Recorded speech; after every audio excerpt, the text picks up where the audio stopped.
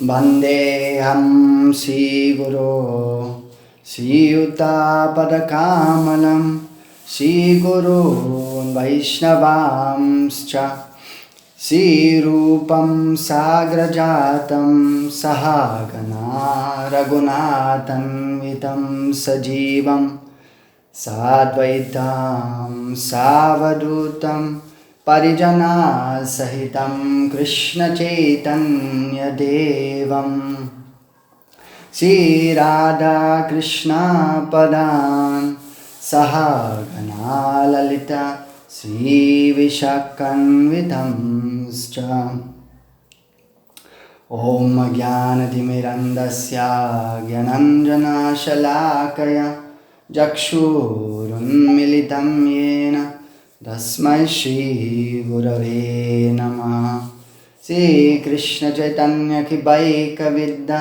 Yamaryata Rakshati Vaishnavanam Kripavalam Madhava Brastakami Sri Bhakti Dham Bharathimashrayami Namo Vishnu Padaya Krishna Vristaya Bhutale Srimate Bhakti Siddhanta Saraswati Namine Sri Varshavanavadevi Daitaya Kripabhate Krishna Sambandha Vigana Daine Prabhave Namah Madhuryojvala Premadya Shri Rupanuga Bhaktida Shri Gaura Karuna Shakti Vigrahaya Namostude Namaste Gauravani Sri Murtaye Dinatarine Rupanuga Virudapa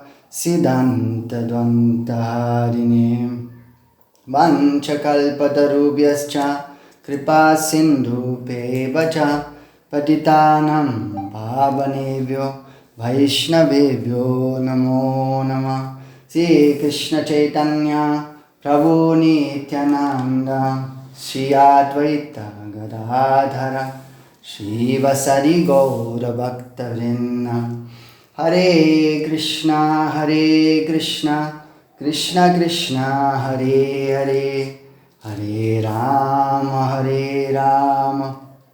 Rama Rama Hare Hare.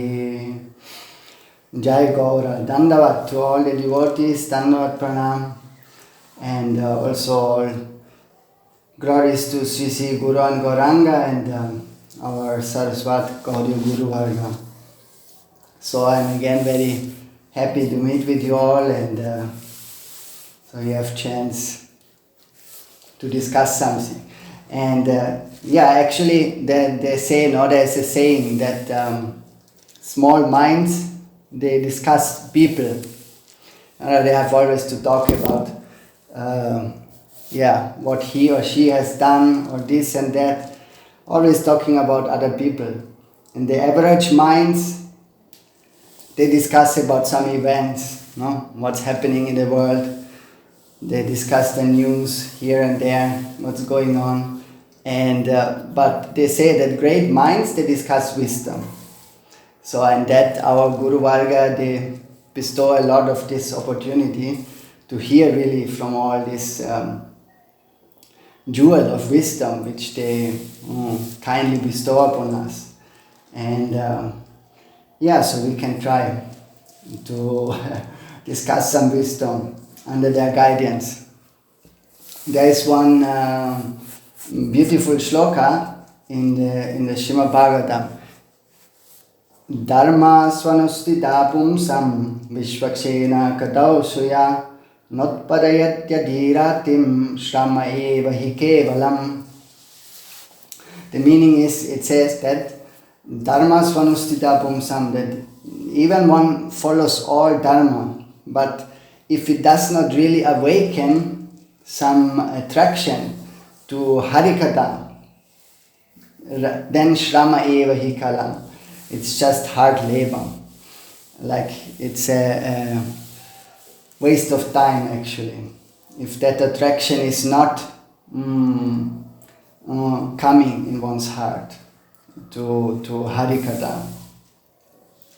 And our Srila Prabhupada, Gaudiya Guruvarga, Srila Bhakti Siddhanta, Saraswati Thakur, he said that only those who listen, who attend the kirtan of the pure devotees, they can actually succeed.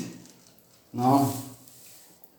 And because it's a question of developing the consciousness. And in this connection, just we can remember also sometimes, it's fitting here because Babaji Maharaj telling this story about the wedding party, maybe you have heard it already, I think so.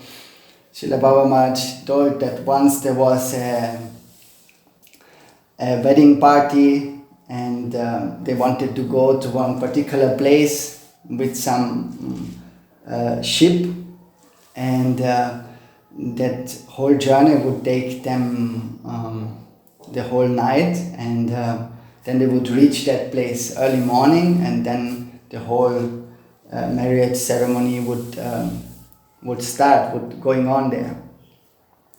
And so yes, all very joyful, they enter the ship, and all their friends and relatives, so everybody came, and so they were all supposed to go, but somehow the crew, yes, because sometimes, especially those boatmen or like this, they like to drink, they like to intoxicate, because it's a long time and they have to do a hard work. So then, yes, they were enjoying somehow or other, but the people they know, the guests were also knowing, but they assure them that no, we will reach safely, so no problem. You can just take rest in your cabins, and tomorrow then you will reach your destination.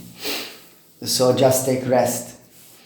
Yeah, this is what they did, and then the crew also they started, to put their oars, and very powerful men. So the whole night they were going, and then it was morning, and slowly the guests, they would come out, open their windows, their doors, and somehow they noticed that, it looks like same, we are in the same place actually.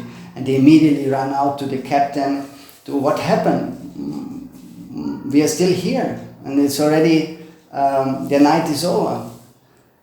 And then somehow also the captain came to know, and he what happened actually was that he forgot his anchor. The ship has an anchor, and it's like the chain which goes in the water, and they have not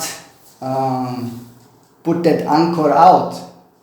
So the whole ship or the ship crew was doing all hard labor the whole night to reach the destination, but still they were not even moving 1 inch.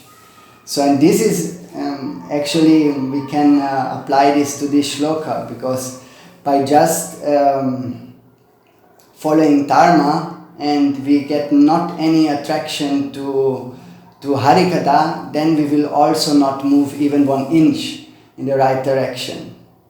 So that is the thing, what it will just be hard labor. Shrama eva hi kalam, kevalam. Shrama eva hi kevalam. And because in this way, without Harikatha, if we don't get the attraction, the spontaneous attraction in our heart, yes, to want to listen Harikatha, because that's the only way, to lift our consciousness. So if we don't get this attraction, even we follow Varnashram Dharma, then we will just be stuck on one place. Our consciousness cannot really grow. And so pure Harikatha should be they say, the Christians, they say, oh, dear Lord, please give us our daily bread. Yeah, daily bread, those who are in the bodily conception, they can think like so, that yes, it's bread, whatever. But really our daily bread is Harikatha. So that's what we want to, how the soul gets nourished. No? What we need, the soul's food, is like Harikatha. And if now maybe someone, because it's happening sometimes, no, that people, they are so attached to their sadhana. Let's say, I see also some devotees, if Babaji Maharaj is announcing at 7 o'clock Harikatha, then some of the devotees, I noticed, they say, oh, that's the time where actually I do my sadhana, so I have no time to come to Harikatha. But that can be very dangerous, because even one has, if one has, in the beginning maybe he's not chanting so much, but if he has attraction to Harikatha and he's always running to Harikatha like his head is on fire, no? If your head is on fire, you need water. You run to water. So with the same speed, one who is really burning in this material world, he will also run to Harikatha. So maybe we don't chant so much, but still if the attraction for Harikatha is there, then it's very good. Everything is really in the right place, because then automatically by hearing and hearing more and more Harikatha, then also taste will come more, and the quality of the chanting also will become better. But if those who just, yes, they avoid Harikatha and just to follow their chanting, which is properly not at the pure level, so then they miss really everything, because the whole nourishment for our chanting is Harikatha. So we have really always take, where is Harikatha, we have to run there. In pure Harikatha there also. So always this is standard in it. And so that's very important. And so today I was thinking I want to take you to a very nice place. It is here in Navadvip. It's, I don't know, some of you have been there. It's called, yes, surely some of you must have been there. Vidyanaga. Vidya means knowledge, and Naga means like the village. No, it's where actually all the knowledge appeared there. Different kinds of, the origin, no, of all Vidya.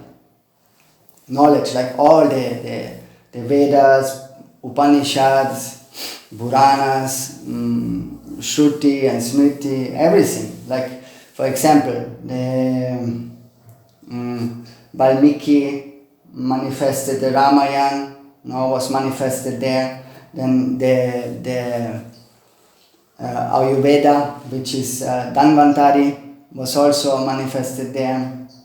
He received that knowledge there. And the Dhanu Veda, which is Ayurveda, I think everybody knows what is the science about the body and life. And Dhanu Veda means like some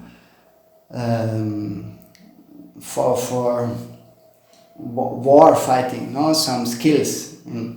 Also bow, how to shoot the bow, and all these skills to learn. So that's what Vishwamitra got there. And Kapila Rishi, also the whole Sankhya philosophy, which is about all the elements in the universe, how the universe is composed, and also the 6 traditional philosophies, which is like the Nyaya, it was Gautama, and Patanjali's yoga, Jaimini, Mimamsa, and etc. Like this, all this kind of knowledge was manifested there, and especially the manifestation of the Srimad Bhagavatam by Srila Vedavyas. And they had said that it is the essence of all the Vidya, all the knowledge. Sarva Vedanta Saram Hi Srimad Bhagavatam Ishyadi Tatra samvrita triptasya nanatya satrati kvachit. So it said Sarva Vedanta Saram Hi.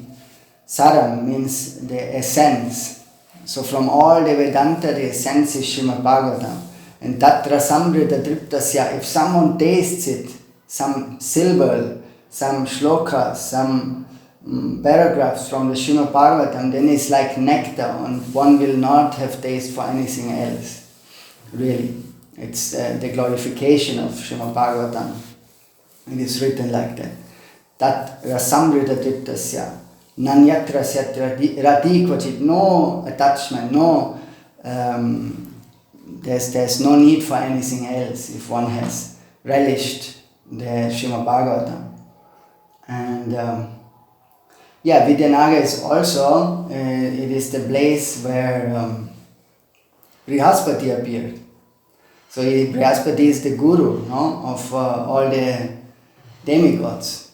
And he appeared there as Sarvabhauma Bhattacharya. And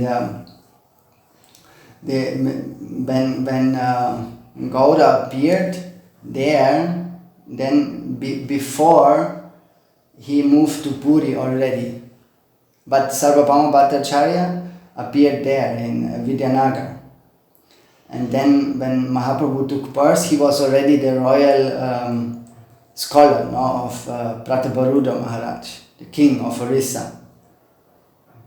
And we were all hearing, especially the last Kartik, no, just a few months ago, where Babaji Maharaj, he took this as a special offering to Gauranga to speak about that pastime, where the meeting between Sarvabhauma Bhattacharya and Gauranga Mahaprabhu.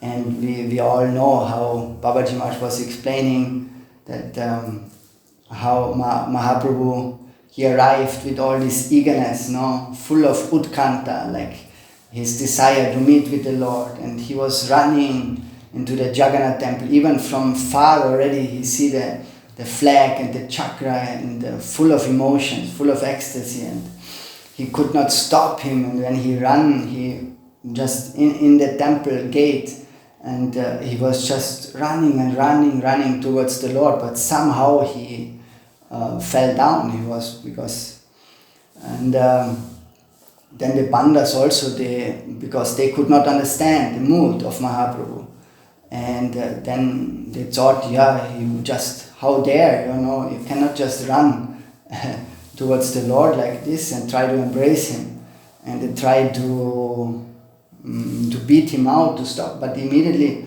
there was Sarvabhauma, he understood that these kind of feelings which Mahaprabhu was showing, that is very extraordinary. So nobody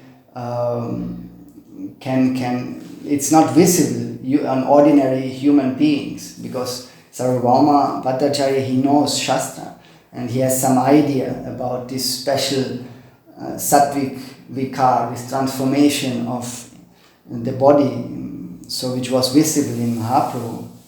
And that's why he stopped, and then, he took him to his own residence there.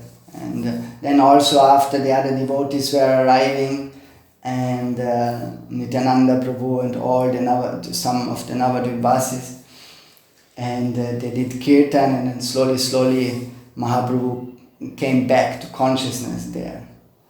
And then it's a long and pastime, but make it short, and slowly Sarvabhauma Bhattacharya was feeling some fatherly affection also for Gauranga Mahaprabhu. And because he had also in Navadvip already some relationship with the father of Mahaprabhu, with Jagannath Mishra. So, and then surely he has also special affection for the son of Jagannath Mishra. And then he thought, because Mahaprabhu already at that time took sannyas, and how such a young age, how you can survive like as a sannyasi, so beautiful and so young, so better I will teach you the Shariraka Bhashya, no, the Vedanta of Shankaracharya. And then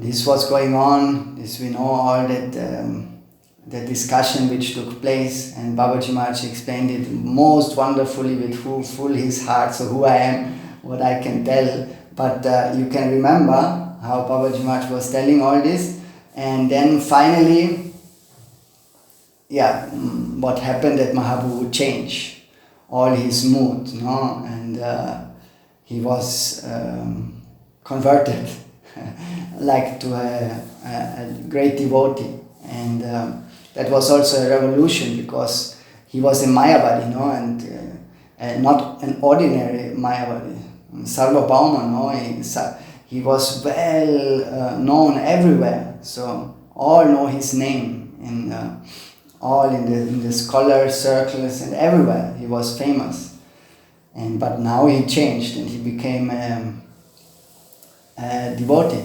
So this is very spectacular and wonderful, how Mahaprabhu, he manifests these pastimes to really help also those who are gone mostly away from the Lord, because their conception is they kill the Lord. No, there is no. So, but still he converted that most famous Mayavadi.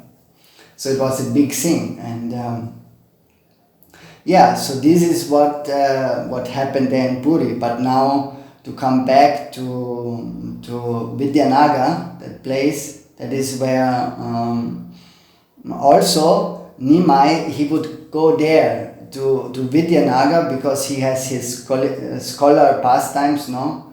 And mainly they are like small boys, youthful boys together, and they learn Shastra, they learn Nyaya, logic, and all of these things, and they try always to defeat also the disciples of Sarvabhauma Bhattacharya, which were still, they are living in this area. And this is like, they are like, like some gangs. And the gang is not that they shoot at each other, but they also shoot at each other, but with words, no? It's a Vak Vilas, the war of words. So they have a lot of debates with each other and this and that. So that is the Leela which is taking place then with Vidyanagar regarding connection with Mahaprabhu. And also at this place, it is where Praudamaya resides, no? Because to keep also the non-devotees away. So she has some special service also, because Krishna Bhakti is really the only knowledge, no? If you have Krishna Bhakti, then like Gaura Kishore Das Babaji Maharaj, maybe he has no worldly education or this and that, but Babaji Maharaj says that he has everything, because sure, if he has Krishna in his heart, who is the embodiment of all Satchit Ananda and all knowledge, then it is all with him at any time. So that's why he can solve any kind of problem which is coming in this for this whole universe. He can solve immediately. Gaura Kishore Das Babaji Maharaj, and that is the actual vidya, the actual knowledge, to know Krishna, to know, to practice Krishna Bhakti. And the shadow of this is avidya, no? Vidya and avidya. And that is also there to just, the Praudamaya is doing one seva to also keep away the non-devotees, not to keep them in ignorance. So there is Saraswati, Shuddha Saraswati, the pure Saraswati, which we worship, which is also Vishnu Priya, and there is also the material Saraswati. So, and that can give more bondage and more darkness. But both of them reside in Gauradham. So they're directly serving, either direct or indirect, the Gauranga Mahaprabhu. Yes, and what I want to do, I mean to say, is that to deliberate a little bit on knowledge itself. No, there's the epistemology of knowledge. How to question knowledge itself, how we can get it. Srila Jiva Goswami is asking this in the Sandarbhas. In the Sandarbhas, these are very vast literature. He's writing so many things. And Sandhya means Sandhya also to Sandhya. Means to weave together. No? Like you weave some battles or something together. It's like he's weaving all the verses of Srimad Bhagavatam in a way that he explains them one by one, and there he is also asking how to get knowledge, no? And also where to go to get that knowledge. So these things are some questions which are made by Jiva Goswami there. And then he is saying that first he said, if you want to learn something, then there are 3 ways open. So 3 ways open, we can discuss them. There is pratyaksha. Pratyaksha is that you can learn through the senses, no? But the senses are very limited. So whatever the senses, pratyaksha, what your senses receive, there are people, they think, I believe only what I can see. This is mainly, they are having this belief that is kind of perceiving through the senses. And through this they get a knowledge, but it's very limited. Like, we can give an example. If someone in the night time he has parked his car, he has gone somewhere and then comes back, so it is already night time, and the street lantern, the lights are on, but as you know, the light in the night on places where it's not a row of lights, there's only one lantern, another lantern, not more far away, so you can see only one, like triangle, no? Which you see the light. Outside there's all dark. So there's a particular area which, and let's say now that person has lost his keys, and then he's only searching into that area where the light is available, not outside. No? It's just one small angle which that lantern is giving light. So this is the same.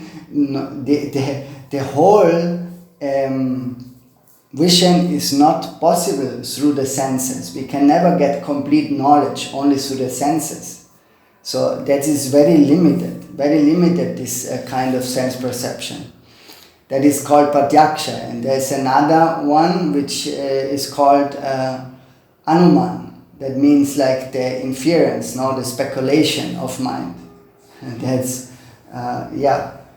If you take anuman, someone can learn through anuman, through speculation, or just you speculate. If, let's say, someone comes into your kitchen, or I come into your kitchen, and then I see there's some cauliflower, or I see maybe some milk, and I see some sugar, and I see this, and then I can make the assumption, today surely he will make some sweet rice, or she will make some sweet rice, or something. So, but that is not, it's just an assumption, no, it's just a speculation of the mind. Or if we take, for example, if you say, when you see smoke somewhere, smoke, no, then one can immediately say that must be fire, because logical, where there's smoke, there's fire. But it's also not true always, because it can look like smoke, but maybe it's some fog or some gas or something which is making such a same appearance.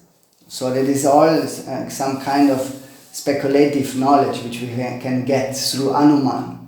Just follow the mind. What the mind. Also yes, if someone, for example, you go to the temple and then you have to put your shoes outside in front of the temple, and then you come back and your shoes are no more there, then you can immediately say they are stolen. No? Someone can speculate. Yes, they are stolen. But maybe only the temple, some stuff, they have put the shoes there in another place. So it's very limited, that knowledge. It's not true always. What speculations come up, and especially that's a big thing also with scientists or archaeologists and all those things, because they find some bones, then they make some assumption, oh, this must be this is coming. So they find some bones of monkeys, so they must be they connect this with the humans or this and that. They can so many make speculations, which most of the time later it's also found out that it is not true. So that is Anuman. And another thing through which we can get knowledge is the hearing process, no? So these three, and Pratyaksha, Anuman and Shabda. So Shabda is also of two types. There's Purushaya, that is like material sound. No? If you have, because how we learn, we hear something, no? That we also know that all the material sound is ruling also all the subtle elements. I mean, the subtle things rule the gross elements. Sound is ruling over all the transactions, all the communications, everything is taking place through this sound. No? Sound is the subtlest in this material world. And but it is apara shakti, it is an external importance in this material world. It has no way to cross this limit. It is in this material universe available. And yes, through sound we can learn. So we hear something and we learn. Everything takes place, no? In this way. We learn so many things. And we hear, for example, for maybe we can hear from some historical persons or kings. No, we have never seen them, but still somehow we believe. We hear it and we believe. But maybe if someone tells us, oh, there is one being, like he has 4 heads and he has appeared on a lotus and he's ruling the whole universe. We hear it, but maybe there is some doubt, no? But really also in the other things there is some doubt. Maybe he is not ruling the universe, but he is ruling a kingdom. We also only have heard it. We have never seen that person. We have never talked with that person. We have no exchange really. So in the same way also we get knowledge that Brahma is there, then he is not ruling only a kingdom, but he is ruling the whole universe. So we can also believe it. That is the process through hearing. And there is material, but there is Shabda Brahma, and Shabda Brahma can travel beyond this material covering. So it's the material sound is lifeless also. It has no life itself. It is not conscious itself. But Shabda Brahma is conscious itself. So that's why, for example, Bhagavan Das Babaji Maharaj, he also worships the holy name, no? These are the syllables of the Maha Mantra, and he is offering bhoga make some offering to the Nam, the Akshara, the syllables of the holy name. And because it's not only some syllables, they are conscious, it's the Lord himself. So Shabda Brahma is conscious itself, but material sound is lifeless. It cannot. Shabda Brahma can walk, can talk, can eat, can do everything, but material sound cannot do these things. So, and that's why, there to show this also, Bhagavan Das Babaji Maharaj in Kalna, he worshipped that Brahma, this Akshara, the syllables of the holy name. And so Jiva Goswami is asking then, yes, Shabda Brahma, okay, but from whom to hear, no? There's, and he is saying we have to take shelter at the Avaroha Panta, which is descending process. So that Shabda Brahma which is descending and which is free from the 4 defects, no? Because we as human beings especially, we have those 4 defects, no? Brahma, Pramada, Vipalipsa, Karna Badava, Ishvara Vakya Nahi Dosha Sara. But Ishvara Vakya Nahi Dosha Sara. Ishvara and the devotees, the pure devotees, they don't have these mistakes. But the first mistake is that we have imperfect senses, no?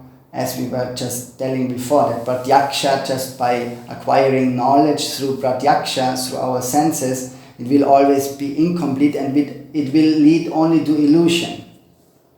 And so that is illusion, Brahma. And then comes, so we because we are in illusion, we make mistakes, no? Naturally. And then if we make these mistakes, then we have to cover up them, as so many scientists or whatever, they try always, actually all of us, we do something and then we try to cover it up. No? Sometimes we speak with someone, we know we are at fault, and but only to save our prestige or to save our honor, we just go on argumenting, and actually we know, so it's cheating. And because it started all with the imperfect senses, then you be in illusion, and illusion automatically mistakes take place, and then mistakes done, you have to cover up them. We are coming with these defects. So every being in this world has these defects. So really only pure Guru and Vaishnava, they are free from these defects. Otherwise, this cheating tendency is in all of us.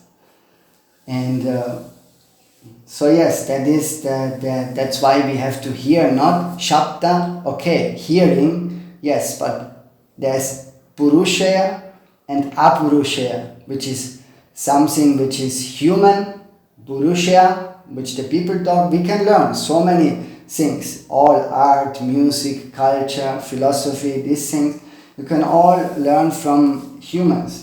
But there's a knowledge which is called Apurushaya, which is not human. It is, so that is the Vedas actually.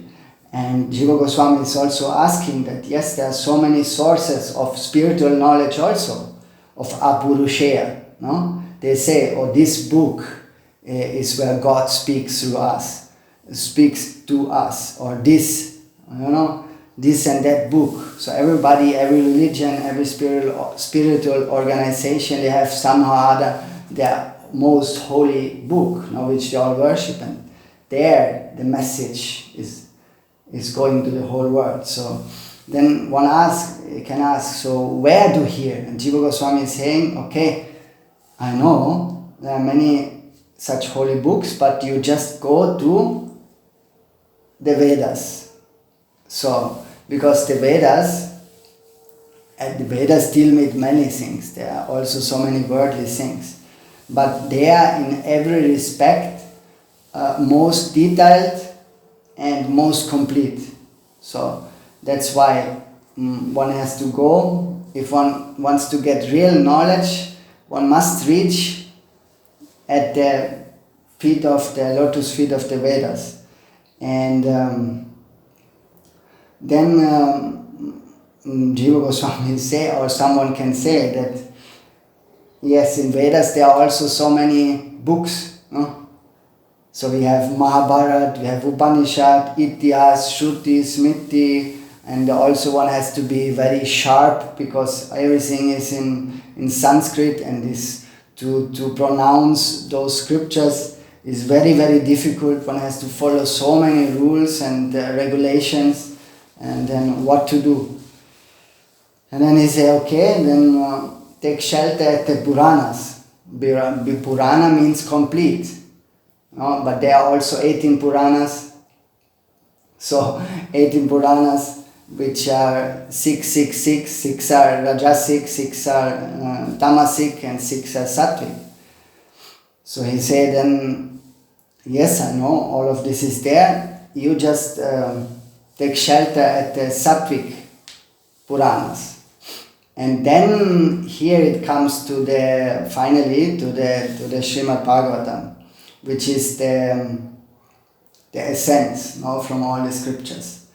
And actually in the 11th canto, also Krishna explained to Uddhav that the Vedas, they can only be manifest, or the Srimad Bhagavatam, they can only be manifested in a pure consciousness. Then they will manifest itself.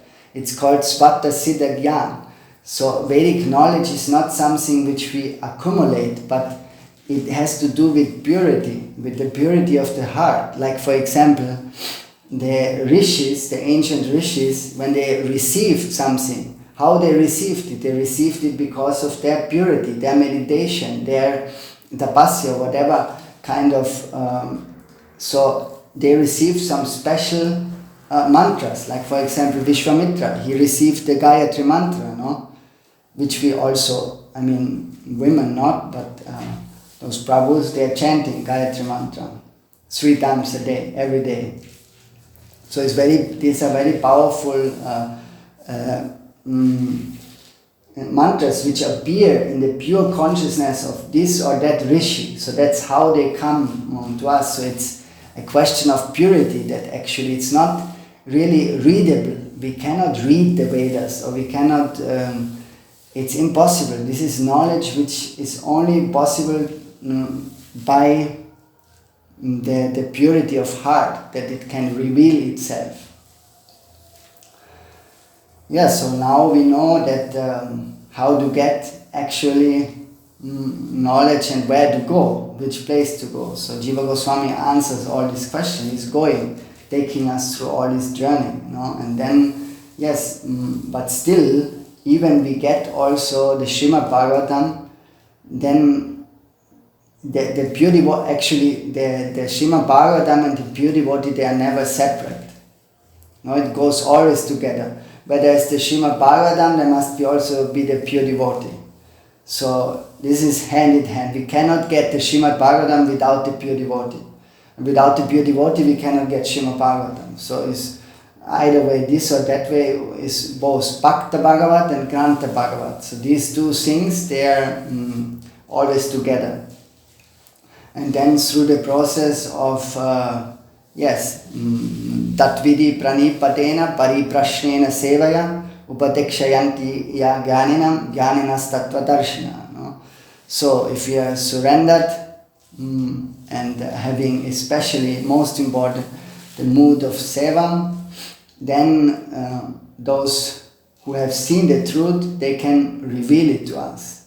So under their guidance, we cannot just open the internet and learn this or that about the Vedas. No, we have to really serve a pure devotee from heart, and then if he bestows his kripa upon us, then at that moment we can realize something. Otherwise, we can memorize, if someone can memorize so many things, but they are actually lifeless. They have no life, this kind of knowledge. It is not useful, that one will not attain the fruit. Only by serving Guru and Vaishnava directly, then everything can sprout, all this knowledge. It's very, very, we cannot, there's no other process to go around We cannot cheat and just try to sit in our room and read all the books. Not possible. Our Gurudev, especially Srila Bhakti Vigyan Bharati Goswami, he showed also that, that how all this appeared in his heart. But he was never there reading and sitting and reading so many books just by serving Guru and Vaishnava all the time. All this what he have heard, he could remember by their kripa, by their mercy. Because they were pleased with him. And how tirelessly and very loveful and expert he was serving. So in this way, we have to try if we want to come forward on this path. And so it's that pure channel, the knowledge is coming. The Srimad Bhagavatam is only coming through the Amnaya Praha, the authorized Guru Parampara. There this word, the holy word, the holy Shabda is transmitted from Guru to disciple. And then we come to Srila Bhaktivinoda Thakur, Srila Prabhupada Bhaktisiddhanta Saraswati, etc., etc. Like this, it goes down, and in this way, one has to connect with that line, and then this topmost of knowledge we can receive from them, from there. It's avaroha, it's coming from up. It's not something which we can, like Ravan, or Ravan also, he tried to make a staircase to heaven. Yeah, that is like that knowledge which we try, with our empirical knowledge, we try to reach that area. Like Ravan, he built a staircase to heaven. But this way we can never know something from this plane by just trying to enter the spiritual world. So it's closed, this chapter. We will never reach. We have no chance. So this is always a descending process. Avaroha Panta, not Avaroha Panta. And then what we will receive first from Guru Vaishnava. The first thing what we will receive, that is Sambandha Gyan.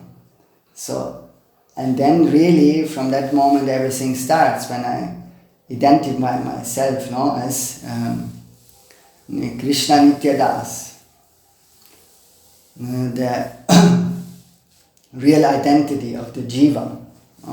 So this knowledge only Srimad Bhagavatam can give, and only those who are living the Srimad Bhagavatam, who are serving the Srimad Bhagavatam, our Guruvarga, the pure devotees. So from them we can get this highest understanding, who we are really, Krishna Nitya Das. Because there are so many conceptions, and especially in India, it's like a whole, you cannot imagine, there's so many kind of different theories and this and that. It's a whole mess. And so one is really lucky if one comes to that clear understanding. Yes, now Sambandha Gyan is developing more and more. I understand not only by book knowledge or by theory, but what has to come also the feeling, because sometimes it is like this. Knowledge is developing, okay, we get it, and we hear about it, and it dims already something about it, but it has to become also a feeling, somehow. Because yes, we can say, yes, I know, I'm not the body, I'm not this, but somehow if someone reaches you there in night and puts you the gun on the head, then yes, I'm a soul, I'm not the body. So how much, to what percentage we have realized it? Everybody can speak. Yes, I know something about the soul and this and that, but most important is the feeling, how much we feel all those things, what we hear. Not intellectually we know them, but we have to feel it. And then, yes, but yes, we learn that we are the servant of the Lord. So the enjoying mood has to go. And this Srila Prabhupada Bhaktisiddhanta Saraswati Thakur, he gives a very nice example also, that in the Middle Age, all those astrologers or the astrologic scriptures, they stated that yes, the sun and all the stars, they rotate around the earth, and it appears this way to our sensual vision, because if you, from this earth, if I look up in the sky, I see the sun, and I see the sun is moving and the earth is still, it appears like this. And it was also for a long time that they were believing. But later, so these are these two conceptions. One is like the heliocentric conception and the other the geocentric. So geocentric, which was like the Aristoteles and also many the Christian church was also accepting it. It's somehow funny because we always have the tendency, to be in the center. But this heliocentric conception disturbed everything. No, Galileo said no, that the planets all moving around the sun. So it changed the whole conception. And so similar way, Srila Prabhupada Bhaktisiddhanta is telling that we always feel that we are in the center. And all moves for us, all moves with us and for our enjoyments and for our, it looks like real, that we are in the middle, in the center of the whole universe, and everything should serve me, everything should be turn around me. I am the most important thing in this whole universe. So that is the view what we have. But however, now, if by Guru and Vaishnava one comes to the right understanding, to the higher understanding, then one will think, I am a servant of Krishna, and Krishna is in the center. So I am there to give him pleasure. I am there to serve him, and so this changed the whole conception, and one is rightly situated this way. Like why we see in India all those ancient temples, Earlier they make ancient temples in each state, or one because they're the form of the universe. The center of the universe was worshipped. And then what we do, which is nowadays also tradition, we do parikram, So what is the deeper meaning of parikram? The deeper meaning is that because first of all we cannot do parikram. Parikram means that we need to have a center. To go around something, you need to have a center point. If you make one circle, then you can make only a circle if you have a center point. So then this was the whole idea about parikram, to turn around the center, that now by establishing those temples in the big cities and places, so the people can go, they can worship there, they can do parikram, to always remember, yes, this is the center of the whole universe, the Lord is the center. And this way always one will be rightly situated. So that is our real identity, to go away from, to say goodbye to our egocentric idea that we are the center. No, Krishna is now in the center. Krishna has now come, Guru and Vaishnava, because Krishna, now at this moment we have to make a connection with Guru and Vaishnava. So everything should turn around them, not about other things. And I just want to do a few minutes maybe also, because last time I told something about the spiritual coverings, and somehow Mataji was also asking that what shortly we discuss it, and I just, because it's a very important point, And I felt that this pastime of Assisi, it shows that. Because that pastime of Assisi, which he had with this Friar Leo there, which last time I told, that he also says that because these are all some layers of which are coverings. They cover, he said that yes, I'm, so one can be very knowledgeable, no? He said like, yes, even if you become you understand all spiritual concepts and you can preach them and this and it can turn many into lovers of God. And so this he was telling many things. And if you see, because we sometimes, yes, we can think, oh, I am very austere, or I am very knowledgeable, no? Material people also, they think, oh, I am very knowledgeable. But then also one can think, oh, now I am very knowledgeable in spiritual matters. So is it not also just a covering? Again, you just place it from one place, you name it now differently. But if one misuses, no, just because this can be, we are not pure. I mean, I speak from myself, I cannot know your heart, but we always try to become from this material world. So we have experienced only those things, which means to exploit, which means to go against the Lord. So automatically, if we come to Krishna consciousness, many of these patterns, many of this kind of thinking is we take with us into Krishna consciousness. And then we just put it again on the top. We want to become free actually, but then we use now other labels and layers. We say now, I am very knowledgeable regarding spiritual matters, or I am now a teacher. A teacher, one can say, I am a teacher in the material world also. It's also an ego, it's also a covering. No? So it's not the self. The soul cannot be a teacher, the soul cannot be, it's not possible. So it's a layer of misidentification. But then one can also say, oh, now I'm a teacher of spiritual matters.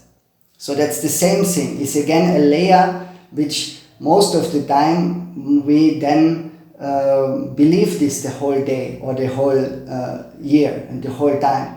And we are not, so we have put again a label. That's why it's always necessary to go deep into meditation, deep into japa in the morning, every day, and remember our real position. And then from this position, we can do other things. Otherwise, I can later also put the layer on myself. Yes, now I am Guru. They are worshipping me. I am Acharya. It happened to so many. We see it. Babaji Maharaj is also speaking openly about it. Very famous Acharyas, they just identified with that role again. So it's so dangerous. That's why we should really discuss this again and again. And or someone can think, oh, I'm, maybe he was previously some kind of CEO from some company, and now he put this same, if he becomes a temple manager, then it's the same, but it's again also only one covering. No? So now I put the things have to be done. I'm not saying they have to be done, but one has to be careful with what consciousness. I identify with my role, or I always keep a distance.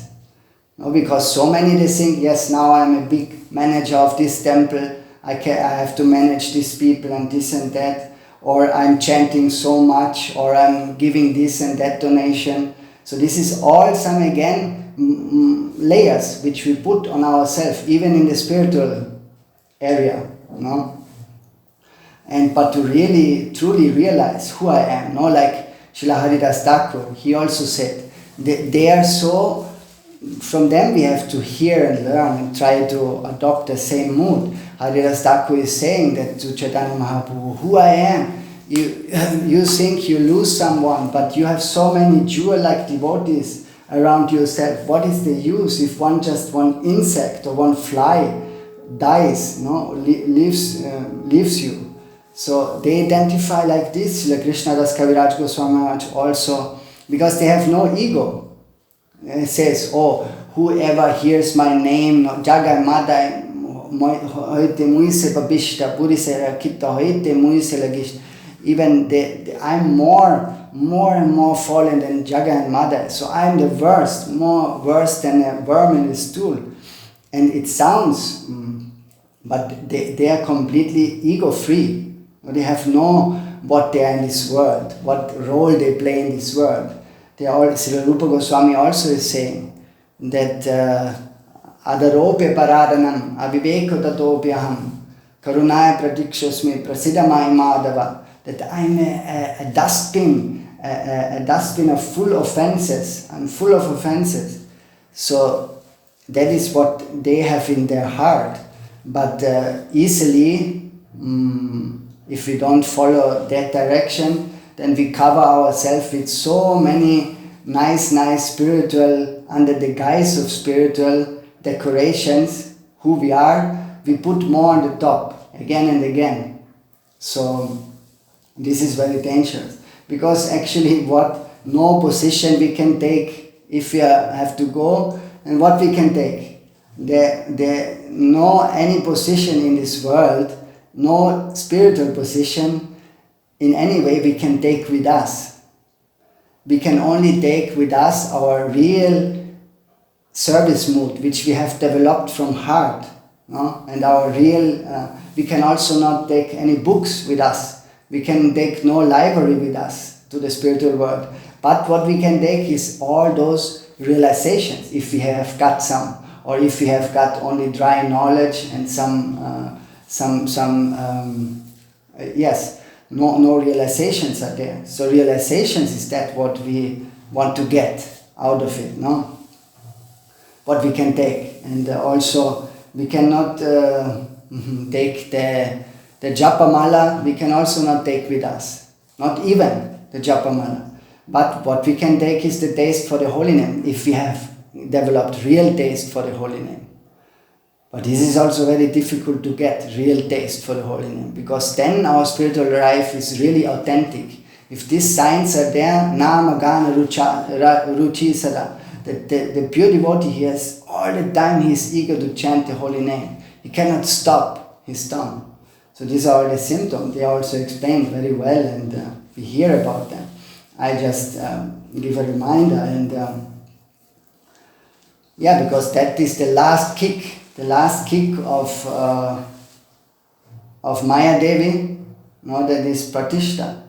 And also in some writings of some Gaudiya article, there was also very nicely explained that how so much enthusiasm sometimes we give in or we show in Guru Vaishnav Seva. No? We show a lot of enthusiasm to do something, to do this project, to do that, to go for preaching here and this, and we tirelessly, we are lecturing, we are editing books, and we writing, and we serving. But what is the fuel behind this? This is not pure service. This is just to be recognized. No, the Gaudiya is telling. And so outside it appears like seva, but some devotees, they are fully engaged, doing so many things and this and that, but it can be that one is just doing it out of recognition, to be recognized. No, because prestige gives much shakti, energy. If we have, they say also, the shakti means like the feminine race. Also, there's one writer, he writes about that some soldiers, they are already on the battlefield, and their weapons are already slipping out of their hands. They are fearing, they are in terror, but just he is writing that the only presence, even from a beautiful woman, they make them electrified again, and their hearts just come like currents of vitality. And new vigor and strength is coming, entering their whole life, Just by this. So this is the drive, how many became heroes. No, just to be honored by some other person, just to get some kind of this recognition. So then a kind of drive awakens in us, and this is actually, so we have to check where all these forces coming from, what we are doing. And because this secret thirst to win others' heart, no, it is like a contamination. And only for Guru and we should all the time, Baba Maharaj is telling us that everything we have to, what we do should only be for pure Guru and Vaishnava and Gauranga Mahaprabhu himself.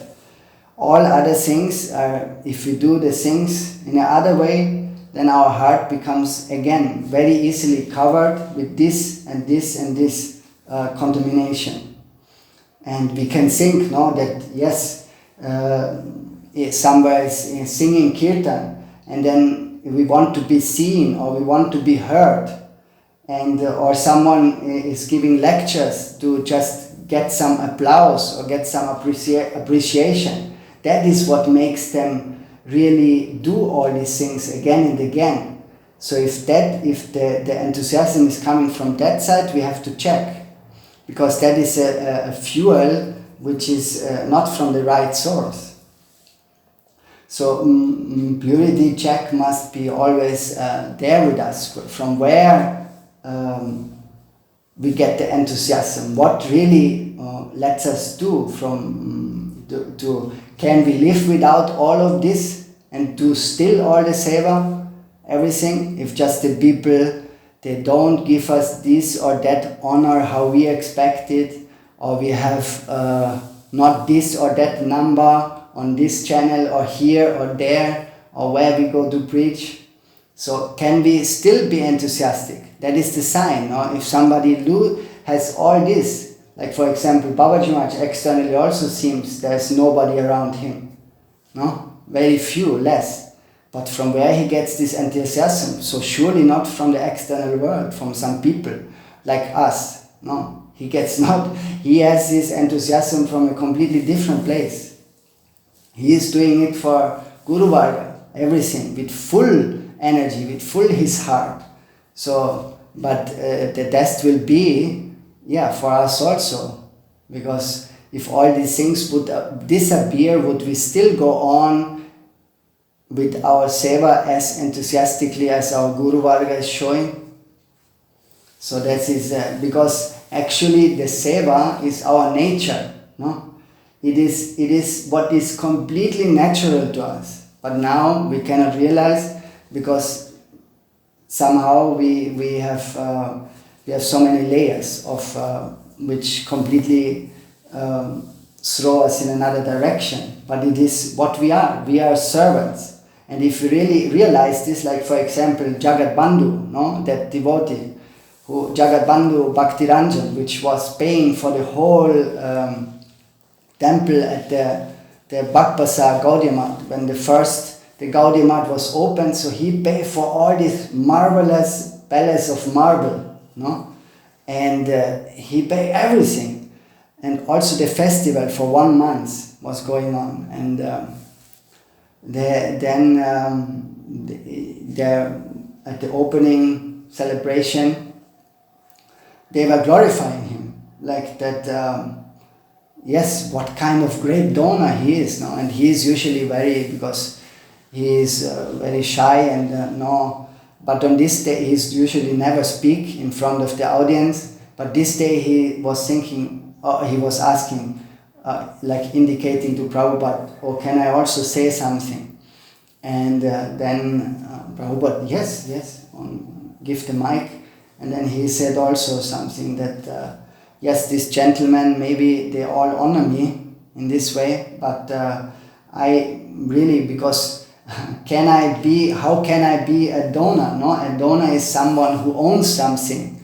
All is coming from Bhagavan, from where we get our power, from where we get even all our, not external things, but even our body, our eyes, our hands, our nose, everything, from whom we get. So this is nothing our own. We came empty-handed and we go empty-handed. So, but why in the meanwhile we want to possess something and we want to get some appreciation for what we have done or not done, or this and that. It's natural to, so this realization, what Jagat Bandhu had, Gurudev used to say, if he could, in his humility, he said that if I could get this, it would be very, very nice. And because he said that I am not a thief, I can only say that I am not a thief. So do means to be disloyal, not disloyal to the maintainer who maintains us. So if we just, we try in the meanwhile to get, to put this in our pocket, no, all this, whatever it is, what we get out of seva or what we do. So like Bhakti Ranjan, for him it was completely normal to do these things. Because he would very humbly say, yes, I am just not a thief. And he has understood that nothing he can give. Otherwise, if he would take those things, if he would take money, if he would take the energy of his body, if he would take the intelligence of his brain for himself and all these things, his senses, then he would be a thief. So this is what most of the world are. They are all thieves in that sense. So, but he understood, I am not a thief. I am using my body, mind, speech and everything in the service of the Lord. And Sadananda Swami also said that the meaningful use of language is, it is natural to speak about the Lord. If we speak other things, it's not natural. The faculty of the language is meant to speak all the time about the Lord. And Mahaprabhu also said, if you do like this, if you go and you speak with all your family members, your relatives, whomever you meet about Krishna, then this will also save you and I'm surely will give you full blessings, full backing. So in this way, it's natural to a natural flow. And how we can know, Sadananda Swami is asking, because he is saying, you see, their devotees, they are not depending if there are this much people or this much people there. No. The proof is that they go to preach even to places where there is nobody around them. You know, so that is the thing. Because they just do it because they feel it naturally. They don't feel I have to tell someone something or this and that. No, they want just to all. It is their nature. The use of the language should be used only in that sense. And in this Aparat article also, Saraswati Thakur Goswami Prabhupada, he says that if we are not if we are just like Prahlad Maharaj, no, he was there in the Gurukul and he spoke with everyone about Krishna. So if we don't do this, we commit also an offense. Srila Saraswati Thakur is telling. So if we speak material things with our neighbors, with our friends, with our relatives, then this is, as Saraswati Thakur said, also a great offense. We just think all the small offense which we do, or we go with the shoe in the temple, or we do this and that, small thing, but big offense which are all with us, we never think of it. Srila Saraswati Thakur is telling. That is also in that last issue which we were publishing by the kripa of Babaji Maharaj and Guruvarga Prabhupada. So there you can find this whole article and it's explained very nicely. So in this way, yes, we can pray that all these realizations, they will touch our heart, no? So that really what these great devotees are having, that it can affect our heart, and so that our intentions for Guru and Vaishnava Seva, they are also attain that purity. Of course, there will be always some contamination. We will be not just become pure in one day, no. But we have to try to go in that direction, to really check each day from what is my intention behind things. What is the intention? What is behind what I'm doing? Is it pure or is it some kind of discontaminations? So so I just thought that because it was good that Mataji asked, so I could speak a little bit more about that, and I myself also am trying, and by all your Kripa and Guru Vaishnava Kripa, so you please bless me, and I think I stop again. Sorry for taking too much time, but so purity is power, which attracts the Kripa of Guru and Vaishnava. So if these discussions are there, I think it is very important. Yeah, okay, then I stop now. So Dandavat Pranam to all, and thank you very much for all your time.